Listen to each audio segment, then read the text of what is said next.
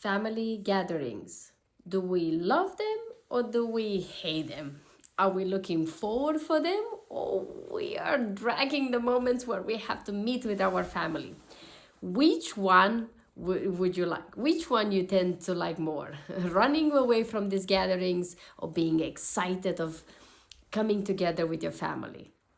Let's talk about gatherings with our family, especially around the holidays, like this one. Happy Easter, everyone. Happy Easter. Today is Easter Day.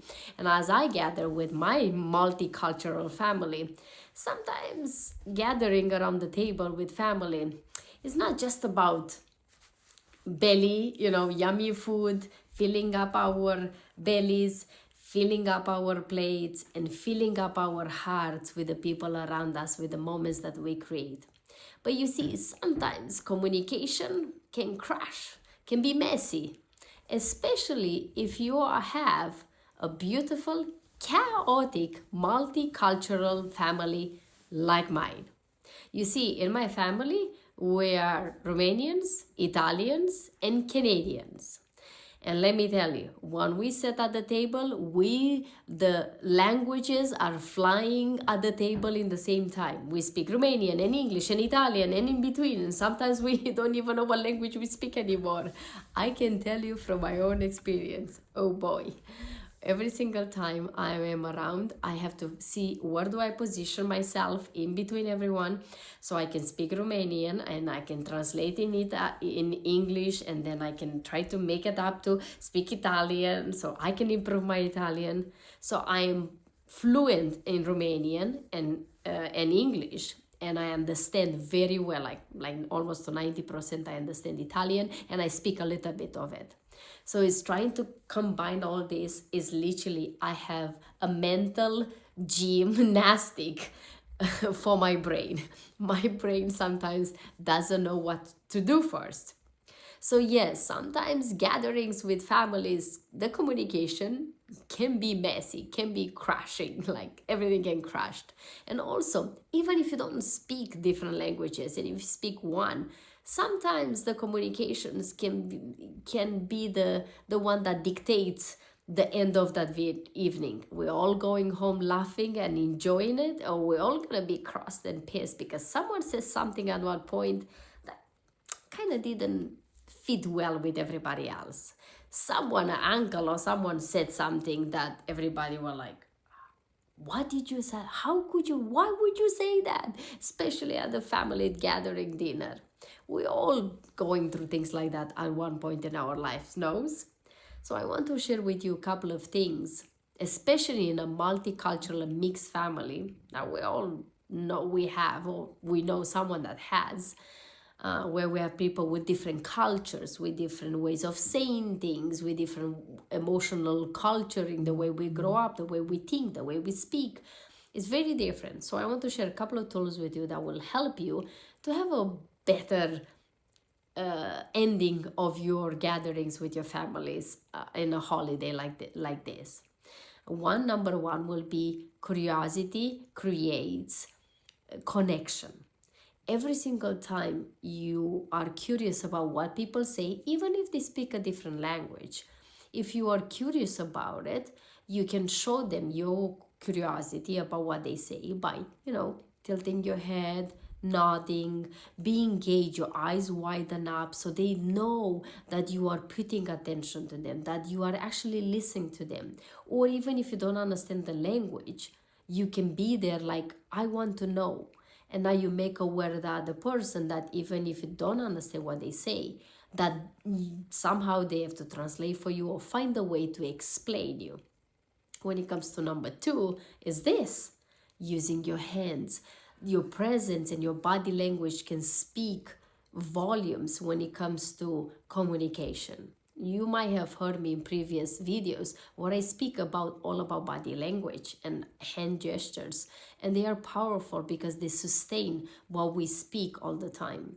And you can create more presence and connection with the people around you, even if you don't speak the same language, by a smile, by nodding, by have a warm face, you know, your cheeks and your eyes like crinkle because you are so like you're laughing and you're joyful, by a hug, when you hug someone, when you do this, you know, it's a very common thing that we say like in a form of thank you, or you put the hands on your heart and you bend your head and you're like in a sense of like thank you, I'm grateful.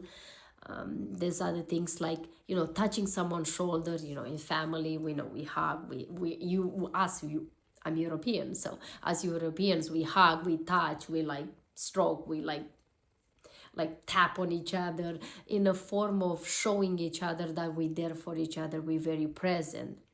And another thing is that if you are a person like me, the bridge, I call it, I call myself the bridge in between everybody, the translator, then be that for them. Don't take it as a burden, but take it as a gift, because you create a connection between people that don't speak the same language. Like myself, in my case, it's funny and interesting. Sometimes I speak English with my partner and then I turn to my mom to translate, and my brain my brain thinks I'm speaking Romanian, but I'm still speaking, my mouth still speaks the words out of my mouth English.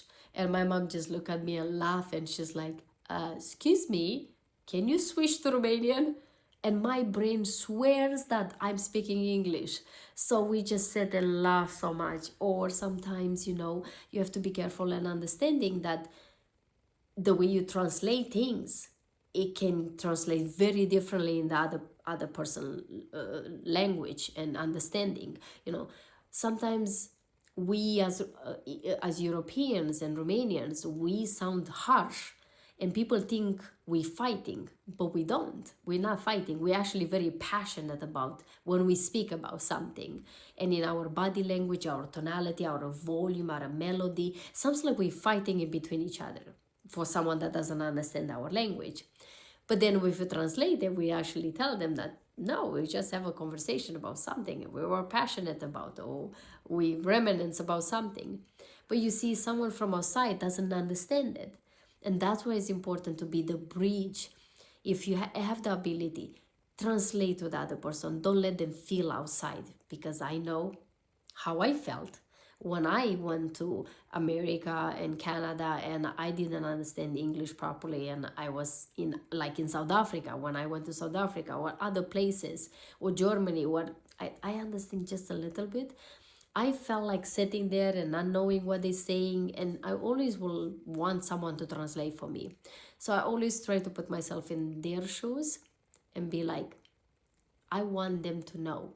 Even if it's a, you know, hard conversation, finish your conversation, or in between say, look, give me a moment, I'm gonna translate to you in a second. And then the other person doesn't feel left outside. So be the bridge if you have that occasion. And otherwise, just remember, in any family gatherings, the most important thing is not what you say, it's how you make people feel. So translate that, because love doesn't need translation. Love will able to be felt and understood.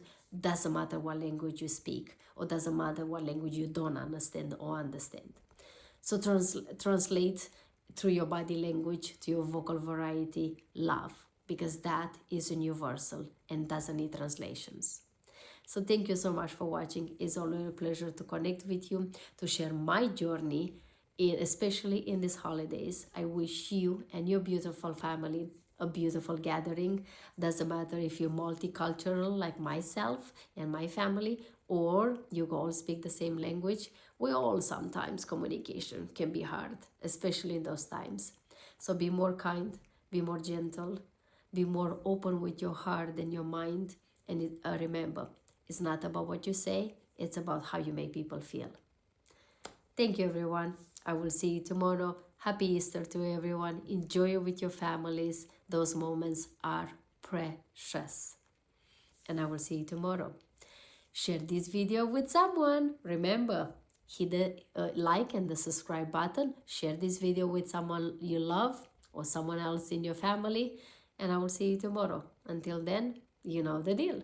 Live your life like it's truly yours. Bye-bye.